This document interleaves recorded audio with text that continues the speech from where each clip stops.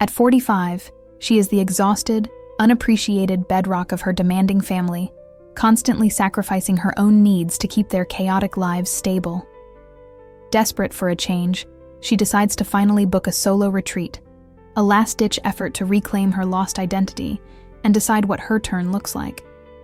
But the universe denies her peace. Her plan is immediately derailed when a forgotten baby monitor begins transmitting a hushed, late afternoon conversation she was never meant to hear, revealing fragments of a secret that ties her husband to years of deception. Now, she must secretly untangle the web of lies her family has built around her, forcing her to confront the reality that her decade of endless servitude might have been based on fabricated dependence. She needs to find the full truth and redefine her entire future before the weight of their secrets crushes her completely, leaving her with nothing but 45 years of regret. 45 is not an age, it's a specific gravity.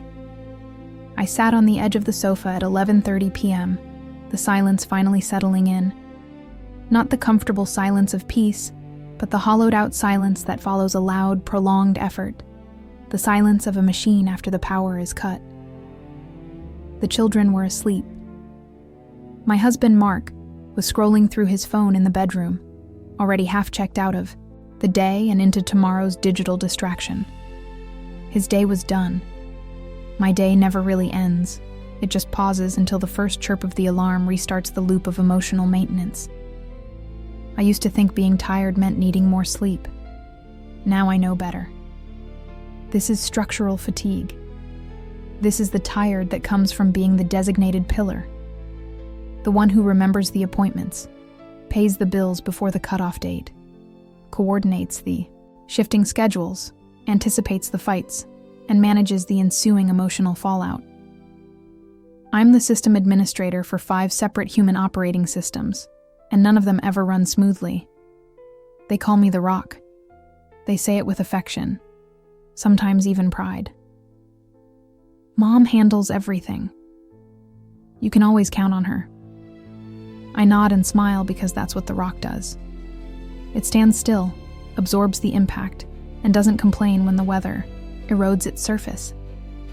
But lately, the erosion isn't just surface deep. I feel hollowed out, ready to crumble into sand. I picked up the last glass from the coffee table. It belonged to our 17-year-old Liam. He'd spent 2 hours stressing about a history paper, and I'd spent those 2 hours listening, editing paragraphs on my laptop, while simultaneously fielding an urgent work email about a presentation I needed to lead tomorrow. Liam had thanked me, hugged me, and left the glass. He didn't even see it. He saw the solution I provided, not the cost of the labor. It's always like this. They see the result. They never see the internal negotiation. The decision tree I run at light speed to figure out whose crisis gets priority and what piece of my own sanity I have to sacrifice to meet the current demand. Mark came out, rubbing his eyes.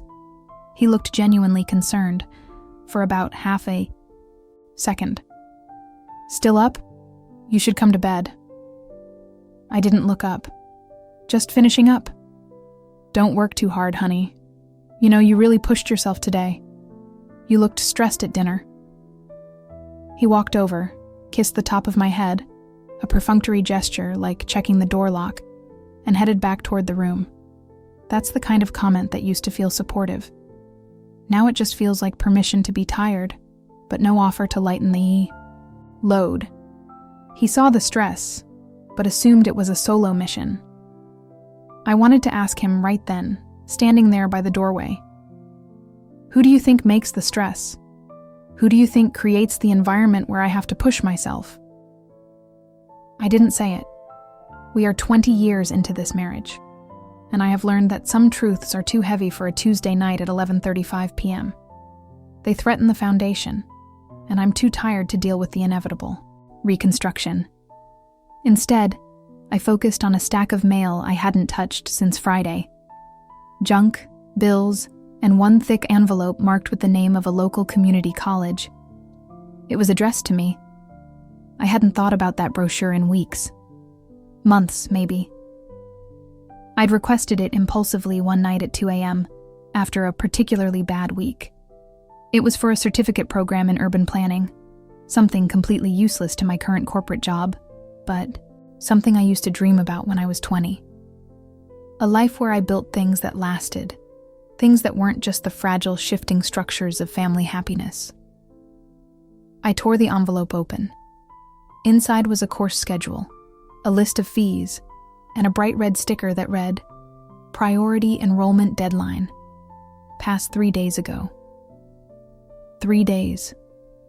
I had been so busy managing Liam's paper crisis, coordinating a repair for the leaky faucet, and making sure Mark remembered his company's quarterly presentation, that the one small thing I had requested for myself had slipped through the cracks. It hadn't even registered. The air went out of me, not in a gasp, but in a slow, defeated hiss. It was such a small thing, this missed deadline, but it felt monumental. It was tangible proof that my own needs, my own dreams, even the tentative middle-aged ones, were always secondary, always delayed, always expired before I could claim them. This wasn't just about exhaustion. This was about disappearance. I stared at the brochure. Urban planning. Building frameworks. I realized I was spending all my energy supporting everyone else's scaffolding, forgetting that my own house was structurally unsound. The question hit me with the force of a wrecking ball, not a whisper. If I'm the rock, and the rock needs steady support to remain stable, who is supposed to hold me up? I finally stood up, not to clean the last glass, but just to move. I walked into the dark kitchen, opened the refrigerator, and looked at the perfectly stocked shelves. Milk, vegetables, leftovers clearly labeled, everything ready for the next day's onslaught. Everything organized by me. I realized I didn't even know what I wanted to eat. I didn't know what I wanted to do. I didn't know who I was supposed to be when I wasn't busy being useful. And then, a thought surfaced, stark and terrifying. What if I just stopped? What if I just walked out and let them figure out how to function without their system admin? I didn't move. The thought was too disruptive, too selfish, too reckless. But the fact that I had allowed myself to think it, that I had mentally calculated the cost of abandoning ship, was the first real crack in the foundation. The rock was starting to calculate its own freedom. I poured a glass of water, stood in the dark kitchen, and looked out the window at the silent street. 45. It felt less like the middle of life, and more like the end of a very long, difficult shift. I finally whispered the question I couldn't ask out loud. When is it my turn? And the silence of the house gave the only answer it ever gives. Never. That night, I decided the answer had to change. I didn't know how, but I knew I couldn't hold the weight anymore. Something had to break. I just hoped it wouldn't be me. The alarm went off at 6, exactly as it had for the last 20 years. It wasn't a jarring sound. It was more like the soft, persistent drone of a fact you already knew, but wished wasn't true. I lay still, staring at the ceiling, feeling the heavy, dense exhaustion that had settled into my bones. It wasn't the kind of tired that sleep fixes. It was the structural fatigue of an old building that had held too many storms. Last night's whisper, "Something has to break," felt brave and terrifying in the cold light of the morning. Change requires energy, and energy was the one currency I was completely bankrupt of. I listened. The house was already stirring. Not loudly, but in the specific rhythm of people who expect things to happen without their involvement. The rhythmic thud of my husband John's gym shoes hitting the floor upstairs, meaning he was dressing, meaning he expected coffee to be brewing by the time he reached the kitchen. The muffled complaints of the teenagers, demanding breakfast ingredients that did not involve actual effort on their part. I did not move. This was the first refusal. A minor, almost microscopic act of rebellion, But in the ecosystem of this family, skipping the pre-dawn coffee ritual was like deliberately pulling a foundational brick out of the wall. My role, for decades, had been anticipation. I didn't wait for requests, I preempted needs. The schedule, the meals, the appointments, the emotional temperature. I carried the mental load for 4 adults who operated on the assumption that life's logistics simply materialized. I finally swung my legs out of bed. The floor was cold. I walked past the kitchen, past the dormant coffee machine, and headed straight for the small office nook I had claimed 3 years ago. It was supposed to be a workspace, but usually, it was just the place where I paid bills and answered emails between coordinating carpools. I closed the door. Not locked it. That would be too dramatic, too confrontational. Just closed it. A quiet statement that the boundaries were shifting, even if the shift was only 2 millimeters. When John came down 20 minutes later, the silence of the unbrewed coffee hit him first. I heard the pause in his footsteps, the specific kind of confusion that comes when an automated process fails. He tapped on the door. "Honey, are you in here?" "Yes," I answered, keeping my voice neutral, focused on the dull spreadsheet on my screen. "Everything all right? Coffee machine's off." I took a breath. This was the moment where I usually apologized for some imaginary oversight and rushed to fix it. "I decided to get a jump on work this morning," I said. "You know where the filters are." There was a silence on the other side of the door. It wasn't angry. It was just the mild bewilderment of a man encountering a minor technical difficulty he assumed his partner was paid to resolve. "Right. Okay, just checking." His voice trailed off. I heard the cupboard opening, the slight rattle of the filters. He could do it. Of course, he could do it. The problem wasn't capacity. The problem was expectation. I felt a sharp stab of guilt, immediate and physical, tightening my chest. It was the deeply ingrained programming of the caregiver.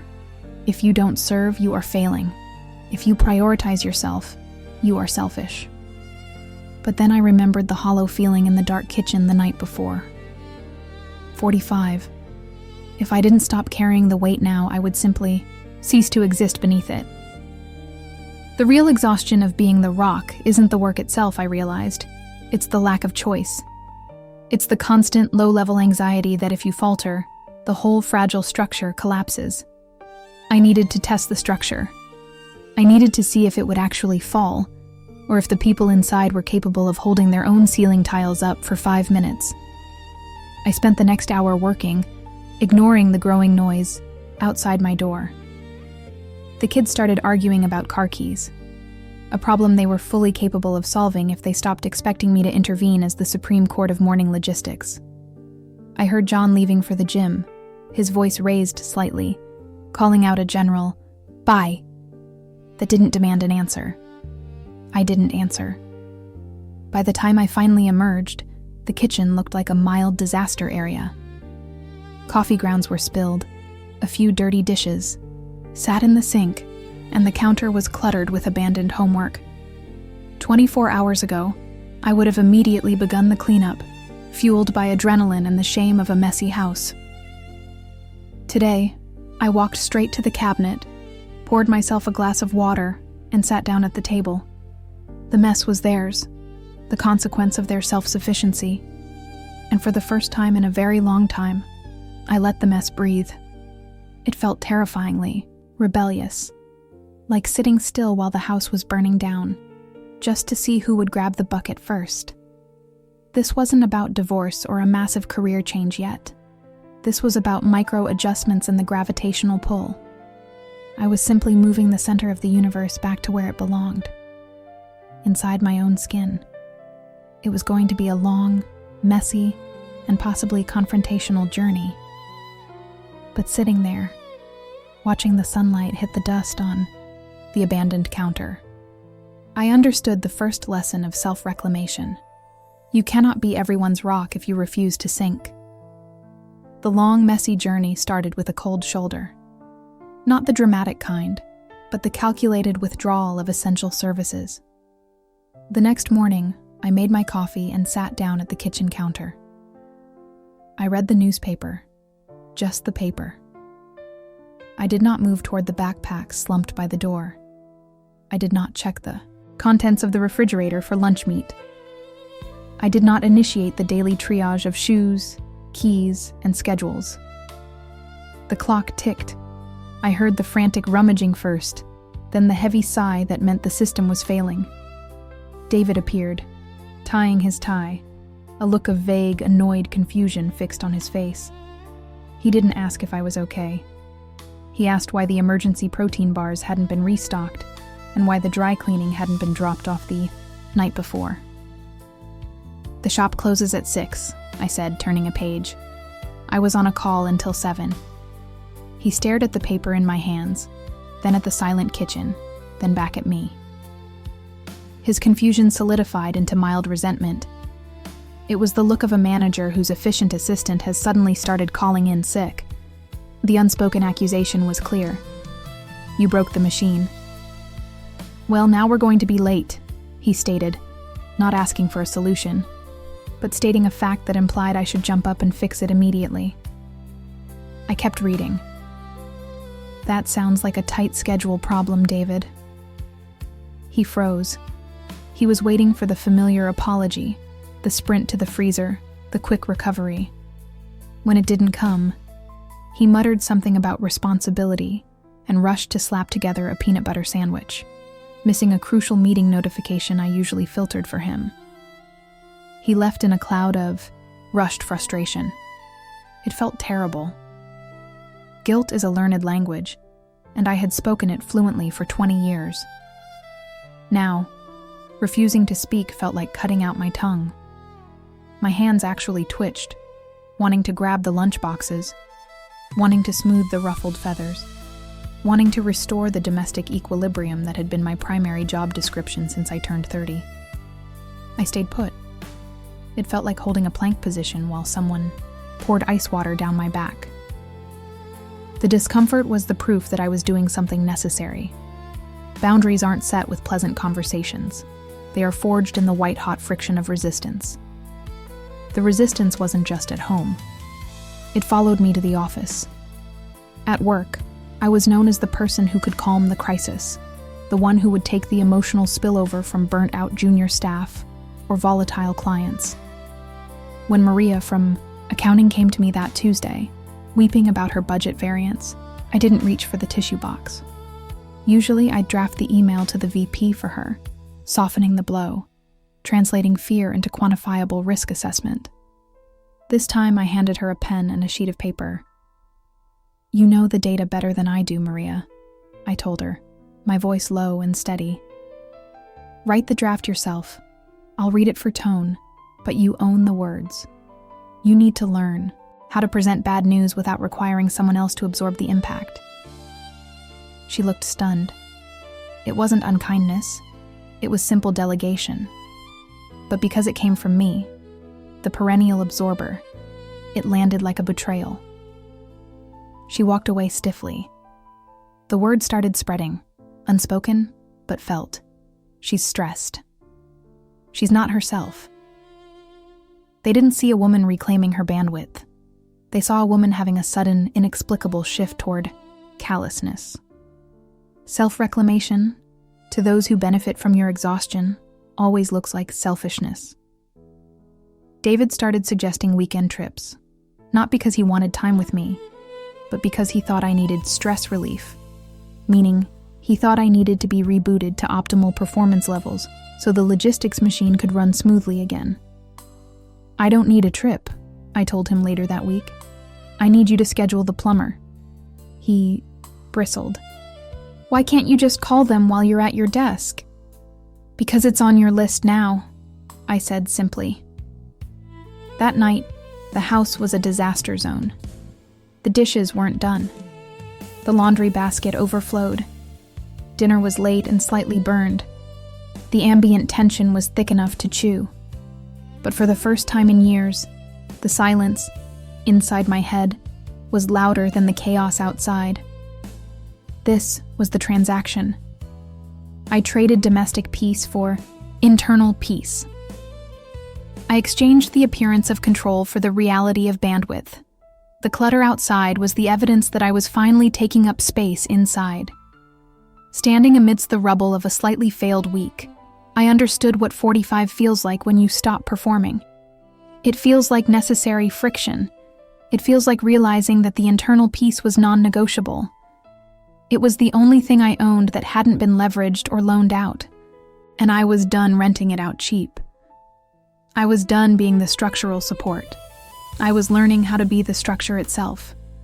The real work started not when I decided to change, but when the people I had been supporting noticed the weight shift. They didn't see me building a boundary. They saw me creating a vacancy. The first test came predictably, via text message, asking me to fix a scheduling mess that my sister-in-law had created. For 20 years, I had been the silent architect of their family logistics, always anticipating the collision points, always stepping in before the crash. This time, I looked at the complicated chain of errors laid out in blue bubbles on my screen, and I felt nothing but a cool, definite inertia. I didn't reply immediately. I let the silence hang there, heavy and intentional. My immediate response used to be panic, the urgent need to solve it so they wouldn't suffer, and, more importantly, so I wouldn't have to deal with their subsequent distress. That panic was the mechanism I was finally dismantling. It was the internal clock that measured my worth purely by my utility. When the follow-up text came, a passive-aggressive, "Hello, are you seeing this? It's urgent," I drafted 3 different replies before deleting them all. They were too defensive, too apologetic, too much like the old me, trying to explain why she wasn't performing. I settled on 4 simple words. I can't handle this. It was a revolution whispered into a phone. It wasn't a lie or an exaggeration. I truly could not handle it. Not because I lacked the capacity, but because I lacked the desire to invest my remaining emotional capital in problems that were not fundamentally mine. The backlash was instant, though carefully disguised. It wasn't anger. It was confusion wrapped in disappointment. They weren't used to my limitations. They had defined me by my limitlessness. My husband, Mark, was the most complex reaction. He didn't complain about the specific scheduling issue, but he reacted to the resulting domestic tremor. Suddenly, he had to deal with his sister's frustration directly. He absorbed the friction I had always buffered.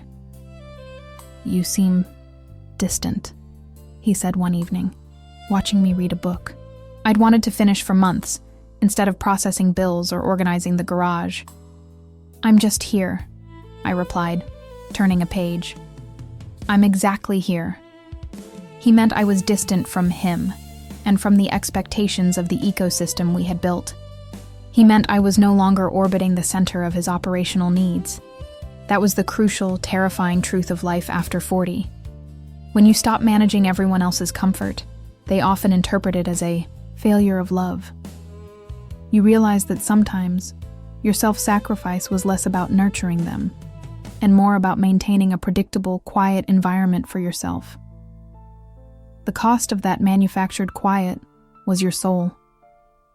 I watched Mark navigate the new reality. He struggled. He sighed louder. He made passive-aggressive comments about how disorganized the finances suddenly seemed, even though they were exactly where they always were. He just had to look at them now. The exhaustion I carried wasn't just from doing too much. It was from anticipating their needs, from translating their unspoken demands, and from the continuous moral burden of making myself small so others could feel large. When I started saying no, the house didn't fall down. The bills still got paid, albeit a day late. My sister-in-law found another relative to manage her disaster. The universe did not implode. But the silence I bought was expensive. It was heavy with the expectation of others, the weight of their projected helplessness.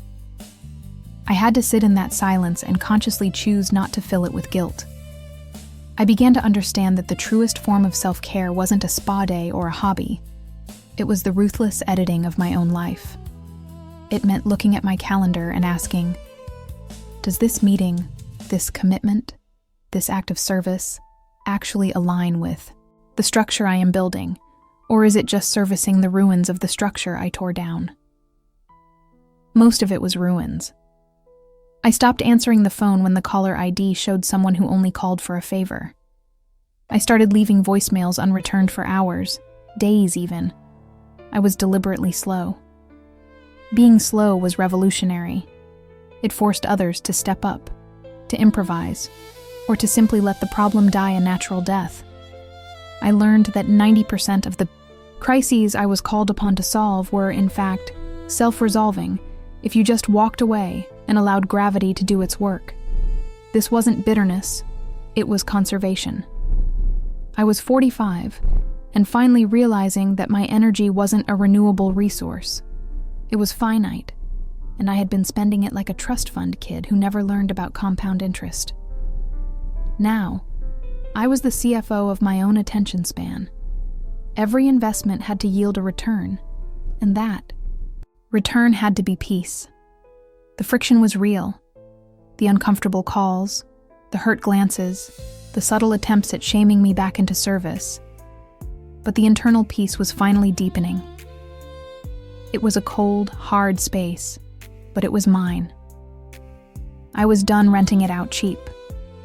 I was learning how to be the structure itself, and if they wanted to visit, they needed to bring their own load-bearing walls. The silence that followed was not a gentle hush. It was the sound of a large machine powering down in a factory that had operated 24 hours a day for 2 decades. It was a pressure drop. When the call stopped, the quiet felt less like relief and more like a vast, cold vacuum. I had achieved the peace I desperately needed, but I hadn't realized how much of my identity had been rooted in the constant, frictional energy of maintenance and rescue. The rock was still standing, but the villagers had stopped seeking shelter. They simply found another mountain. This was the brutal clarity of stepping back after 40. You learn which relationships were built on mutual respect and which were merely transactional access points to your resources, your time, your money, your emotional endurance. Most of them were transactional. For the first few months, I drifted. The emotional exhaustion had been replaced by a physical, existential inertia. I used to spend my Sundays preparing for the week's inevitable emotional skirmishes. Now, I had 7 full days stretching out, empty of emergency, empty of demand. I had won the war for my attention, but I didn't know what to do with the spoils. I'd catch myself reaching for my phone when a crisis usually peaked, only to find nothing there. No frantic text from a sister who needed a loan paid. No late-night call from a colleague demanding a fix for their mess. No complicated itinerary for a family member's logistical nightmare. Just a deadline. Just my own reflection staring back from the screen. It was during these quiet, unsettling afternoons that I began to understand the difference between loneliness and solitude. Loneliness is the craving for others. Solitude is the craving for self. For a while, the two mixed into a nauseating stew. Was I finally whole? Or was I just utterly isolated? The painful truth was that by prioritizing my own structure, I had effectively exiled myself from the only community I knew. They didn't hate me, they just didn't need me anymore. And if they didn't need me, they didn't engage. The necessity of self-preservation had come with a cost, a social severance package that felt heavier than any debt I had ever carried. I was 45. I had successfully managed everyone else's crisis portfolios, and now I faced my own blank slate. When you stop reacting, you have to start creating. But what do you create when the machinery of self-definition has rusted over? I forced myself into movement. Not grand travel or sudden career changes, but microscopic shifts in discipline. I started walking at 6 a.m., not for exercise, but because I needed to observe something outside of my own four walls that wasn't asking for anything. The light just happens. The dogs just bark. The universe just moves, indifferent to my personal balance sheet. This indifference became deeply soothing. I picked up the books I had bought in my 20s, the dense, difficult texts on philosophy and history that required sustained, complex attention, the kind of attention I had been distributing in 3-minute crisis calls for years. It was hard work. My mind, trained for rapid triage, struggled with deep contemplation. It was like trying to teach a firefighter to become a landscape painter. The muscle memory for patience was gone. But this slow, painful retraining, the deliberate act of choosing complexity over comfort, was the real meaning I was searching for. It wasn't about finding a new role to play for others. It was about honoring the person I had deferred for 2 decades. This was the real turn I had been waiting for. Not the moment someone else gave me permission to rest, but the long, exhausting process of building intrinsic motivation from the ground up. I had to learn to enjoy my own company, not just endure it.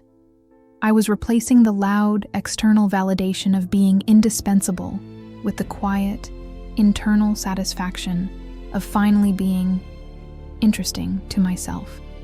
The house was quiet, and my life was small. The friction of the world still existed, but it was happening outside my load-bearing walls. And inside, finally, I was learning the difference between existing and living, a distinction made entirely of silence and deliberate choice. The peace was no longer cold. It was becoming fertile, demanding the discipline to grow something real in the space where burnout used to thrive. The discipline required was less about keeping the peace and more about facing the fallout from disrupting the old rhythm. You cannot change your gravitational pull without causing turbulence in everything that orbits you. The world tested the boundaries immediately, not with malice, but with inertia. They had been trained for decades that I was the friction reducer, the immediate solution. When the phone rang now, I often let it ring twice before picking up, just to prove to my own hand that I was in control of the timing. The first few weeks, the old dependencies tried to re-establish themselves.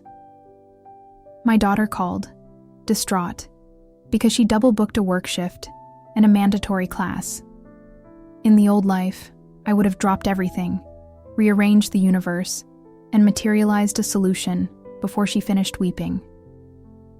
This time, I listened. I let the silence hang after she finished listing the impossible logistics. "I don't know what to do, Mom," she finally admitted, waiting for the cavalry. I took a slow breath, the kind that anchors you in the present moment. "You sound stressed, honey. That's a tough puzzle. You know the players involved. What are the 3 options, even the bad ones?" She paused. A long, stunned silence. She was waiting for me to solve it, and I was waiting for her to realize I wouldn't. "I could call Sarah to cover the shift, but I owe her," she mumbled. "That's one option. What's 2? I pressed gently. "I could talk to my professor about the class, but he's rigid. And 3? I could just take the hit on the pay for the shift I miss, but I need the money." "Okay," I said. "Now you have 3 choices. Which one feels like the best lesson for the next time you schedule? You choose." She hung up 15 minutes later, still frustrated, but having made a decision entirely on her own. The decision was probably imperfect, but it was hers. I hadn't solved the problem. I had forced her to develop the muscle to solve it herself. It felt less like coldness and more like structural engineering. The hardest part was managing the internal guilt. Guilt is the shadow cast by historical obligation. Every time they had to stumble, a voice in my head, high and critical, screamed, "You are failing them. This is what mothers do." You are selfish.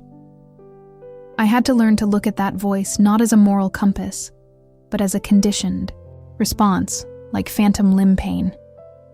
The limb of constant utility was gone, but the pain signals persisted. I learned to acknowledge the guilt. Hello, old friend. I see you, but I won't feed you today. And then refocus on the truth. Competence is born from necessity. If I was their safety net, they had no reason to learn how to fly. Retracting the net wasn't abandonment, it was mandatory maturation. For all of us. My husband, bless him, struggled the most, not because he was malicious, but because he was comfortable. He didn't understand the silence.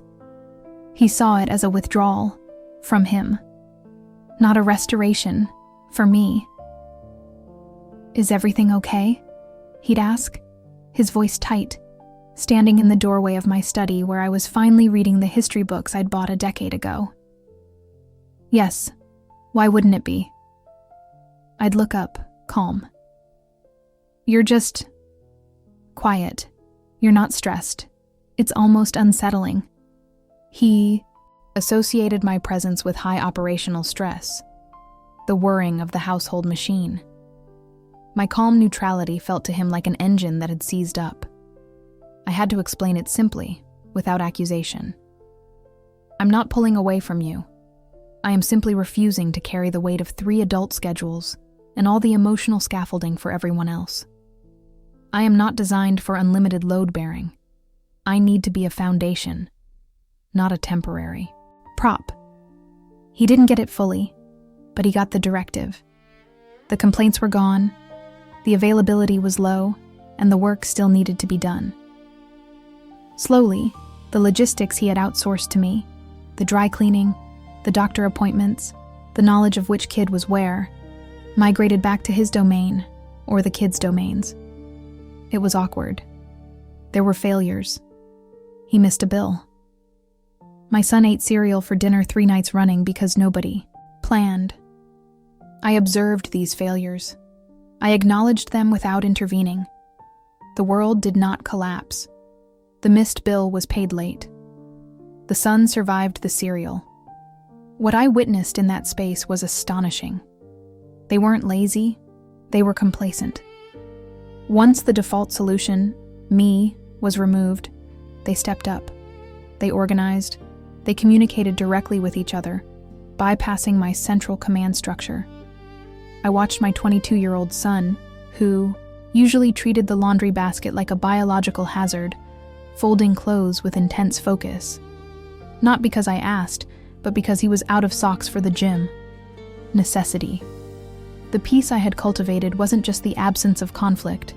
It was the birth of agency in everyone around me. My children were becoming adults who trusted their own judgment. My husband was becoming a partner who carried 50% of the mental load, not 5% because I was too fast and efficient to let him try. I was 45, and I wasn't just tired of being everyone's rock. I realized I was tired of preventing them from becoming their own. The greatest act of love I found was trusting them enough to let them struggle, and trusting myself enough to watch them succeed without my constant intervention. The internal satisfaction of being interesting to myself was now compounded by the quiet pride of watching them finally become interesting to themselves too. The house was quieter, yes, but it was also finally balanced. The house was balanced, but balance doesn't mean stillness. It means that when one side dips, the other side doesn't break. I had spent decades believing my emotional stability was the counterweight to everyone else's chaos. Now, I watch them sway, catch themselves, and move on. They looked bruised sometimes, but they looked whole. The quiet, which had initially felt like abandonment, gradually became the sound of my own internal clock finally ticking. I learned that the old noise had been a distraction, a constant high-frequency hum that prevented me from hearing the quiet corrosion happening inside me. The exhaustion I felt before wasn't just physical fatigue from overwork. It was the psychological burden of being perpetually necessary, the relentless pressure of knowing that if I bent, everyone else would shatter. That kind of exhaustion is different from the honest tiredness you feel after a day of focused work. The old kind stole your sleep and your appetite. The new kind, the exhaustion of effort, rewards you with deep, genuine rest. And that was the final, hard lesson about my turn. I had imagined my turn arriving like a holiday, a clearly demarcated period where the universe stepped in and said, "Okay, you've earned it, now rest." But life doesn't work on merit badges. My turn wasn't something to be granted. It was something I had to take. And taking it meant shrinking my footprint in their lives just enough to create space in my own. I started small. I stopped answering texts immediately.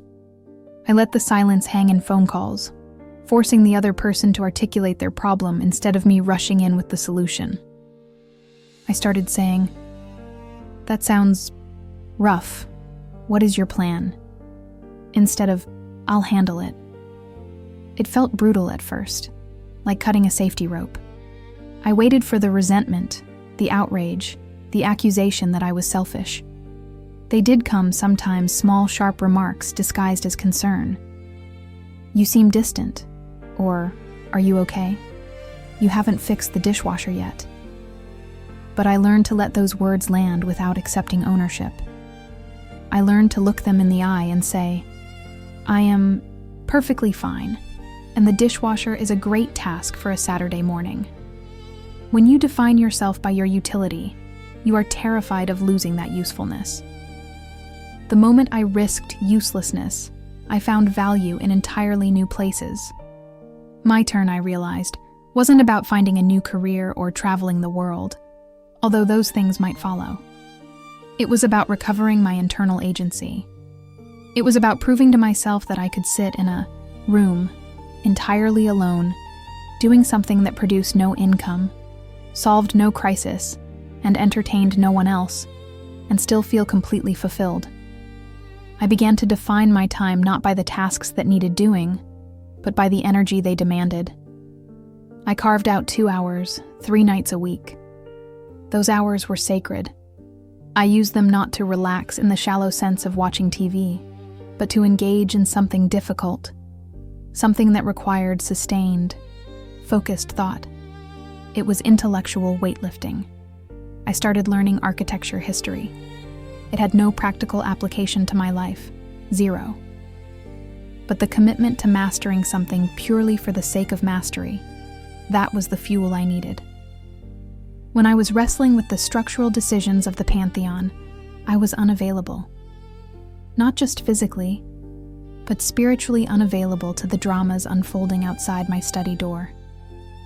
And because I was truly unavailable, they found resources they didn't know they possessed. My son learned to manage his own budget, not because he wanted to, but because I stopped transferring money at the first sign of panic. My partner started planning our joint social calendar, not because he was excited about it, but because I simply stopped scheduling. The greatest act of love wasn't enabling them, it was requiring them to stand up. Now, at 45, I understand that the search for meaning doesn't happen when the world is quiet. It happens when you force the world to be quiet enough for you to hear your own instructions. I stopped measuring my worth by the depth of the void I filled for others and started measuring it by the depth of the knowledge and experience I was accumulating for myself. I am still a mother, a partner, a friend, but I am no longer the foundation upon which their lives are built. I am a separate, solid structure, and we are connected by bridges, not by load-bearing walls. And the difference is everything. When I walk into a room now, I am not sizing up the problems I need to solve. I am carrying my own stillness with me. That quiet strength, earned through deliberate retreat and focused self-investment, is the only kind of rock that truly lasts. I stopped waiting for my turn. I simply started living it. And the beautiful paradox is that by finally putting myself first, I became a much better, less resentful, and genuinely happier person to share life with. The work is never done, of course. Life after 40 is just the relentless maintenance of the self. But now, when effort is required, it feels like construction, not rescue, and the satisfaction of building something lasting, piece by piece, inside myself. That is the reward that exhaustion can never touch.